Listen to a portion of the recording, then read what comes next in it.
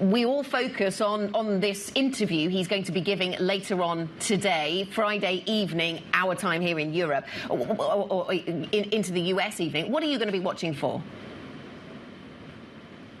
Well, that's exactly right. I don't think there was a single political reporter or political staffer in Washington who took the day off yesterday. I think, look, you're walking into what can accurately be described as a make-or-break weekend for Joe Biden and his his hopes of election. Right? He's got a big interview with George Stephanopoulos of ABC that is set to air. Originally, this was supposed to be airing on Sunday morning, Washington time.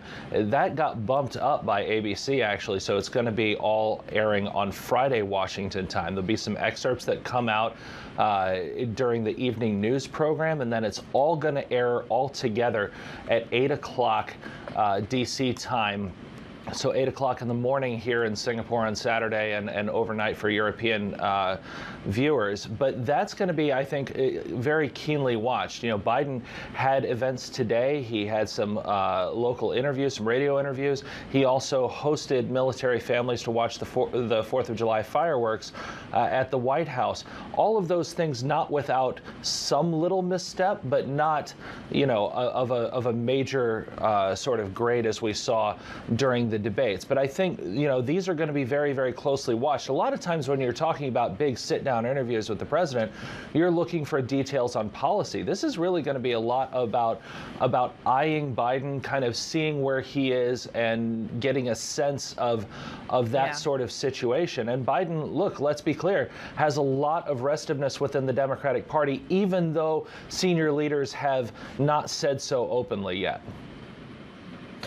Derek, there's a lot of buzz here in Europe, and I would argue globally, even within the states, of whether Kamala Harris can take over the Democratic nomination. But she didn't poll that well, especially against President Trump back in 2020. Is there anything that might increase her odds this time around, not against Biden, but against Trump? Well, if you look at her separately, and let's stipulate a world, which still is probably a little unlikely, but let's stipulate a world in which all of those events do happen and she's the nominee. First off, she's the most likely person if it's not Biden, because of the simple fact that she just went through a process where she was going to be the VP nominee and everybody voted for that ticket, right? Secondly, there's an issue of campaign funds. They would sort of neatly transfer to her, whereas it would be very complicated otherwise. So for a lot of reasons, if it's not Biden, it's probably Harris.